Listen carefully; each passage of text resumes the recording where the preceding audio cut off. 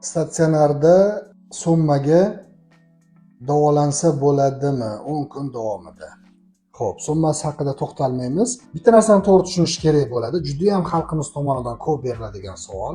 Ya'ni palon summaga 10 kunga meni davolab bera olasizmi? Bu juda ham qiziq savol. Endi bu nima degani? Bu vrachni chegaralab qo'yish degani. Vrachni chegaralab qo'yasiz. Ya'ni siz 10 so'mga meni davolab ber desangiz, vrach o'sha 10 so'mdan o'tolmaydi u yog'iga.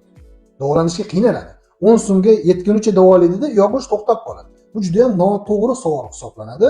Sizni tashxisingizga qarab dinamikada kuzatib boriladi. Balkim u 10 so'mdan arzon ham bo'lishi mumkin, balkim qimmat ham bo'lishi mumkin. Hech qachon statsionarda yotayotgan paytda palon summaga meni davolab ber deb savol qo'yilishi kerak emas. Juda ham noo'rin savol hisoblanadi. Biz ham shundan qiynalamiz.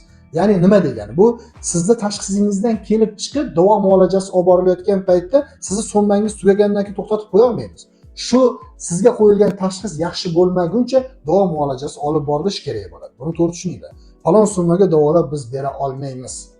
Shuning uchun klinikamizga murojaat qilsangiz, bu haqida juda ham to'liq ma'lumot beramiz. Har bir narsaga qanaqa to'lov amalga oshiriladi, nima qilinadi, to'liq ma'lumotlar beramiz.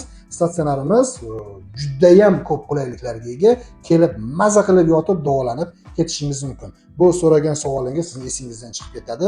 Juda ham xursand bo'lib chiqib ketasiz statsionarimizda davolanib. Biz sizni statsionarimizda kutib qolamiz.